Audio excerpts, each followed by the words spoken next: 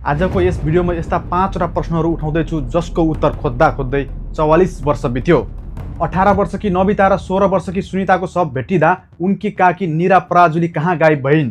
हत्याराको सुइरो किन बार बार राजदरबार र अधिराज कुमार धीरेन्द्र शाहतिरै सोझियो? तत्कालीन गृहमन्त्री फतेसिंह थारूले पोस्टमार्टम रिपोर्ट लुकाएर यसलाई साधारण दुर्घटना किन भन्न खोजे?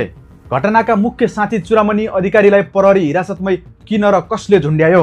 र सबैभन्दा ठुलो प्रश्न, शक्तिको अगाडि कानुन सधैँ लाचार हुन्छ? यी दुईवटा प्रश्न, निरा पराजुली गायब हुनु र दरबारभित्रको ब्ल्याक बक्सको कुरा एकैछिनपछि खोलौँला। पहिला यो बुझौँ कि त्यो दिन पोखराको रातो पहिरोमा ठ्याक्कै के भएको थियो।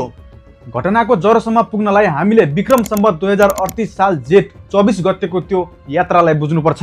काठमाडौँको टेकु स्थायी घर भएका भण्डारी परिवारका दुई छोरीहरू 18 वर्षकी नमिता र 15 वर्षकी सुनिता आफ्नी काकी 26 वर्षीय निरा पराजुलीसँग जेठ 24 गते पोखरा पुग्छन्। उनीहरू पृथ्वीनारायण क्याम्पसको नजिकैको एउटा घरमा पाहुना बस्छन्। त्यो बेलाको पोखरा अहिलेको जस्तो झिलिमिली थिएन, अलि एकान्त र शान्त थियो। त्यही एकान्त र शान्तमा एउटा ठुलो षड्यन्त्र लुकेको थियो। जेठ 27 गते बुधबार उनीहरू पोखराको रातो पहिरो भन्ने ठाउँमा पिकनिक खान जान्छन्। त्यही समयमा दरबारका सदस्यहरू र शक्तिशाली दरबारीहरू पोखरामा देखिएका थिए। साँझ छिपिँदै गर्दा ती युवतीहरूलाई सरकारी नम्बर प्लेट भएका गाडीहरूले पछ्याइरहेको स्थानीयहरूले देखेका थिए। त्यो रात के भएको थियो कसैलाई सुइको भएन। 2 दिनपछि अर्थात् जेठ 29 गते नबिताको शव अर्धनङ्ग अवस्थामा सेती नदीमा भेटियो। त्यसको 9 दिनपछि असार 6 गते सुनिताको शव पनि फेला पर्छ।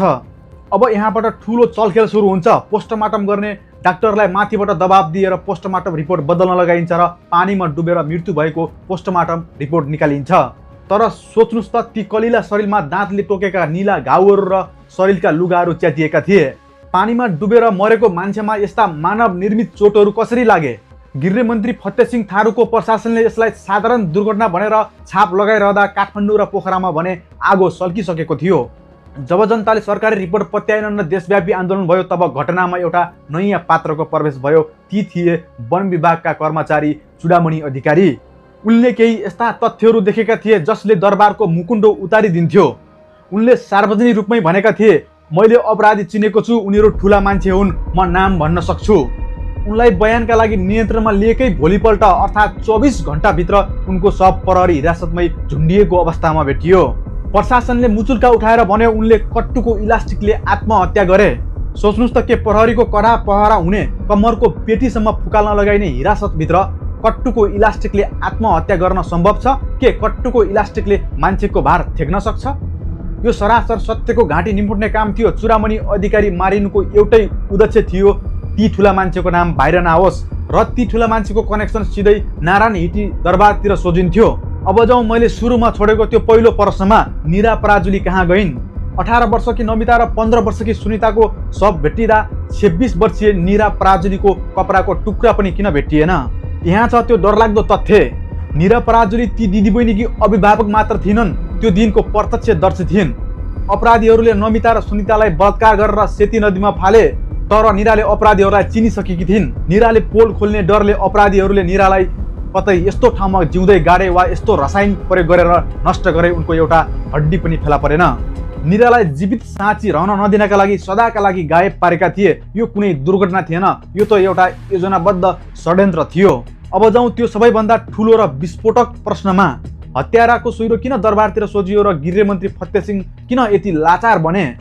त्यो रात पोखराको साहिब बङ्गलामा अधिराज कुमार धीरेन्द्र शाहका अङ्गरक्षक र केही राजाका प्यारा सैन्य अधिकारीहरूको उपस्थिति थियो। स्थानीयहरूले घटनास्थल नजिकै राजपरिवारले प्रयोग गर्ने गाडीहरू देखेको बयान दिएका थिए। नारायण हिटीबाट गृहमन्त्री फतेसिंहलाई सिधै हुकुम भएको थियो, यो काण्डमा दरबारको नाम आउनु हुँदैन, जे गर्नु छ गर। त्यसैले पोस्टमार्टम रिपोर्ट बदलियो, चुडामणि अधिकारीलाई बलि दियो र पोखराका हाकिमहरूले अनुसन्धानलाई अपराधीतिर होइन अन्धकारतिर मोडे। गृहमन्त्री फतेसिंह थारूले नागरिकको न्यायालयभन्दा राजाको सेवालाई ठुलो माने। यो हत्याकाण्ड केवल एउटा अपराध मात्र थिएन, यो त राजभक्तिको बुझो लगाएर गरिएको सामूहिक संहार थियो। दरबारको आडमा जे गरे पनि हुन्छ भन्ने अपराधीहरूले नबिता र सुनिताको रगत पिए। विक्रम सम्वत 2060 साल मङ्सिर 18 गते प्रहरीले प्रमाण नपुगेको भन्दै यो फाइल सधैँका लागि बन्द गर्यो। तर के फाइल बन्द हुँदैमा इतिहासको पाप पखालिन्छ र? 18 र 15 वर्षका ती कोपिलाहरूको चित्कारले आज पनि न्याय मागिरहेको छ। तपाईलाई के लाग्छ, के शक्तिको आडमा गरिएको यो अपराधको फाइल फेरि खोलिनुपर्छ? आफ्नो विचार कमेन्ट बक्समा लेख्नुहोला। नमस्कार।